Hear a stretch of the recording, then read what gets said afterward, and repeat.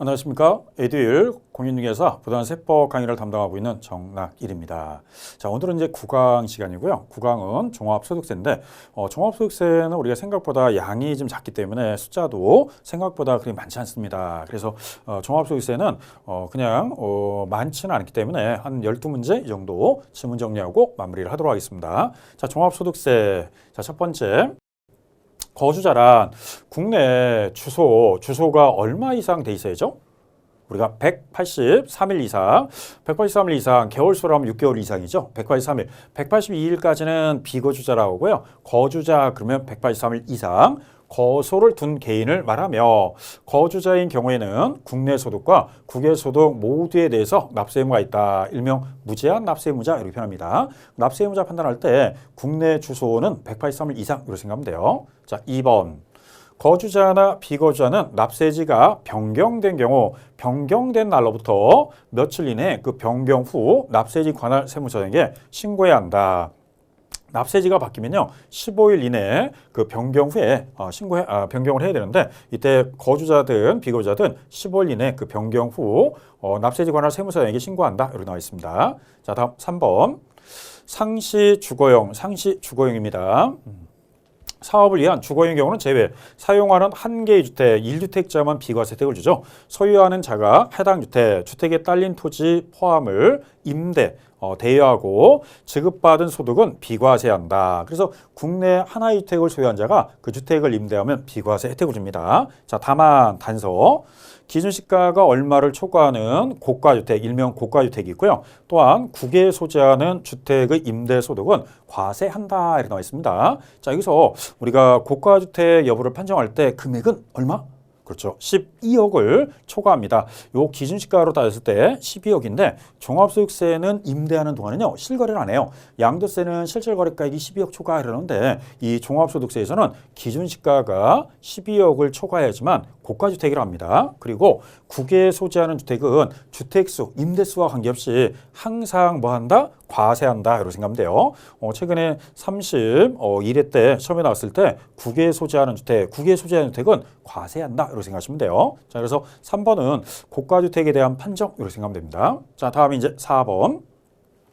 해당 공동소유하는 주택을 임대한 경우 수익금액은 기획재정부령이 정하는 방법에 따라 계산한 금액이 연간 얼마 이상인 사람도 그의 소유로 계산한다. 자, 이거는 원래 공동소유했다 그러면 지분이 가장 많은 자의 주택수로 계산해요. 이 종합소득세에서는 특이하게 각자가 아닙니다. 공동소유하면 지분이 가장 많은 사람의 주택으로 선택하되 지분이 가장 많은 사람이 두 사람 이상일 때는 한 사람을 기속자로 정하라 이렇게 나와 있어요. 다만 소수 지분자는 주택수에 안 들어가는데 단 연간 수익 금액이 600만 원 이상인 사람도 소수 지분자지만 그의 소유로 계산한다. 그러면 이제 지분이 많은 사람만 주택수에 들어가는 게 아니라 이렇게 연간 수입이 자기 목으로 600만 원 이상 소수 지분자도 주택수에 포함한다. 이렇게 나와 있습니다.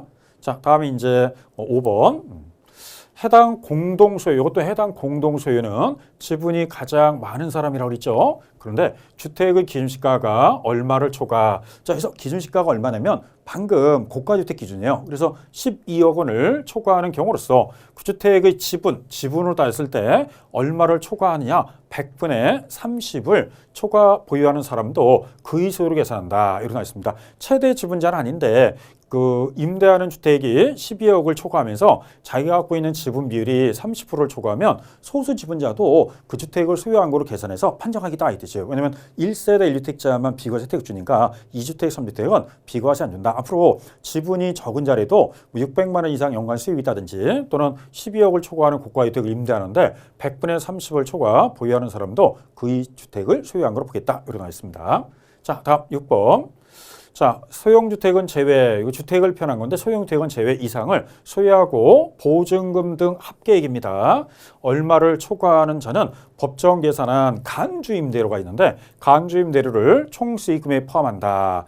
자, 주택의 경우에는 몇 주택 이상부터가 간주임대로 판정이냐면 3주택 이상이에요. 그러면 3주택 이상을 판정할 때 소형주택은 포함한다, 제외한다? 제외라고 합니다. 소형주택은 좀 이따 나오겠지만 제외하고 그 다음에 보증금도 합계액이요. 얼마를 초과해야지만 대상이 되냐면 3억 원 초과 나와야 돼요. 그러면 두 가지가 맞아야 되는데 3주택 이상이면서 3억 원을 초과할 거 이게 맞아야 돼요. 자, 그래서 이게 33회 때는 이 문장이 틀렸는데 3주택 이상 법정에 정한 소형주택은 제외하고 요거는 맞았는데 보증금 합계액을 안 쓰는 바람에 간주임대로 계산한다 이게 틀렸어요. 그러면 꼭 이게 들어가야 되니까 그 3주택 이상이라고 해서 다 간주임대로 따지는 게 아니라 보증금 합계액이 이게 뭐 임대보증금이든 전세보증금이든 전세금이든 합산해서 3억 원을 초과해야지만 그 초과한 금액을 간주임대로 계산하고요. 3억 원까지는 실제 계산 안 해요. 그래서 3억 원을 초과할 것 이렇게 나와 있습니다. 자, 그럼 6번은 3주택 이상이면서 보증금 합계액이 얼마다? 3억 원 초과 이렇게 나옵니다. 최근에 이 문장이 한번 틀렸었고요. 자, 다음 7번.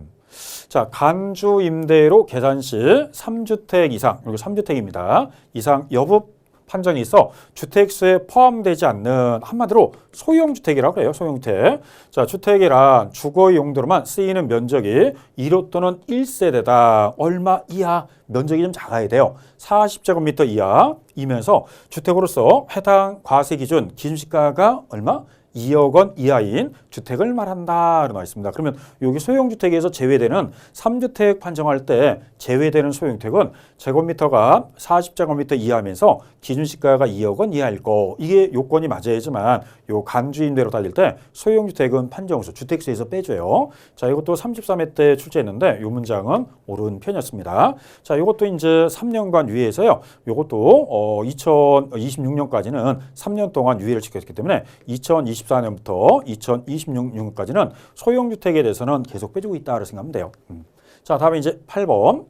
총수익 합계액이 얼마 이하인 자의 주택 임대소득에 해당하는 주택 임대소득이 있는 거주자의 종합소득 결정세액은 분리과세 및 종합과세 방법 중 하나를 본인이 선택할 수 있어요. 선택하는데 총수익 금액이 얼마 이하인 자만 선택할 수 있냐면 2천만 원 이하입니다. 그럼 이제 총수익 금액이 2천만 원이 넘으면 선택권이 안 돼요. 그냥 무조건 종합과세를 해야 되기 때문에 2천만 원 이하, 2천만 원 이하자만 둘 중에 유리한 쪽을 선택하라. 그래서 총수익 금액이 얼마 이하인 자만 2천만 원 이하 이렇게 나와 있습니다. 자, 다음 9번. 분리과세 주택 임대소득에 대한 사업소득 금액 몇를 곱하여 산출하는데 좀 아까 우리 분리과세를 신청하면요. 분리시켜서 따로 과세하니까 세율도 100분의 14를 곱하여 산출한 금액으로 한다. 그래서 세율이 100분의 14, 퍼센트라면 1.4% 이렇게 변합니다. 자, 다음 10번. 분리과세. 주택 임대소득에 대한 사업소득은 총수익 금액에서 필요 경비를 100분의 100 얼마를 차감한 금액으로 하며 경비 처리인데 경비를 하되 임대사업자 등록, 임대주택의 경우에는 필요 경비를 얼마 한다. 이게 사업자 등록했느냐, 사업자 등록 안 했느냐에 따라 약간 차별화돼요. 그러면 위에 나오는 거는 사업자 등록 안 했으면은 100분의 몇을? 50을 차감하고요. 사업자 등록, 임대사업자를 등록하게 되면 조금 더 우대해 주기 위해서 100분의 60을 공제한 금액을 과세편으로 해서 세액을 결정하기 때문에 필요 경비를 공제해 주되 사업자 등록 안 하신 분은 100분의 50 차감하고요. 사업자 등록하신 분은 경비를 100분의 60을 해준다. 이렇게 생각하면 돼요. 자, 다음에 11번. 분리과세 주택 임대소득을 제외한 분리과세 임대소득을 제외한다 그랬으니까 연간 2천만 원 이하인 자는 그 소득은 제외하고 해당 과세 기간의 종합소득 금액 그러면 종합소득 중에서 분리과세 요 임대소득 금액을 제외하고 나머지 종합소득 금액이 얼마 이하일 때는 우대 정책을 주는데 일단은 2천만 원 이하가 돼야 돼요. 2천만 원 이하. 그러면 주택임대소득을 빼고 나머지 종합소득 다 종합소득 합산해서 2천만 원 이하 영세인 소득자니까 2천만 원 이하인 자는 조금 더 우대 혜택을 주려고 합니다. 이때 추가로 차감하는데 사업자 등록을 안 했으면은 200만 원을 빼주고요. 이렇게 사업자 임대사업자 등록을 하면 조금 더 우대해 주는데 그때는 추가로 400만 원을 더 공제해 줘요. 위에 만약 경비 처리를 사업자 등록 안 하면 50%를 차감하고요. 사업자 등록하면 60%인데 이 분리과세 대상 임대 소득주택에 대한 소득을 제외하고 순수한 종합소득 갖고 따졌을 때 2천만 원 이하인 자는 사업자 등록 안 했으니까 200만 원만, 사업자 등록하신 분은 조금 더 우대해 주기위해서 400만 원 공제한다. 이렇게 나와 있습니다. 자, 그래서 11번은 공제 제도였고요. 자, 12번. 해당 과세 기간에 분리과세 주택입니다. 분리과세 주택 임대소득이 있는 거주자, 종합소득 과세 표준이 없거나 결손금이 있는 거주자 포함, 이 소득이 없든지 과세 표준이 없든지 결손이 났든지 신고를 해야 돼요. 그러면 종합소득 과세 표준을 그 과세 기간 다음 연도 언제까지? 그렇죠. 5월 1일부터 언제까지? 5월 31일까지 한 달 동안 종합소득세 신고할 때 요 분리과세도 신고를 해야 돼요. 그래서 신고해야 한다. 이렇게 나와 있습니다. 종합소득세 신고는 분리과세에도요 따로 신고를 해야 되기 때문에 5월 1일부터 5월 30일까지가 신고 기간 이렇게 생각하시면 돼요. 자, 그러면 이제 12가 여기 나오는 지금 나오는 게 종합소득세인데 종합소득세는 이렇게 해서 마무리하고요. 다음 시간부터는 이제 우리가 양도세를 가지고 공부할 겁니다. 자, 그러면 이제 9강은 이렇게 해서 마무리하도록 하겠습니다. 마치겠습니다. 수고하셨습니다.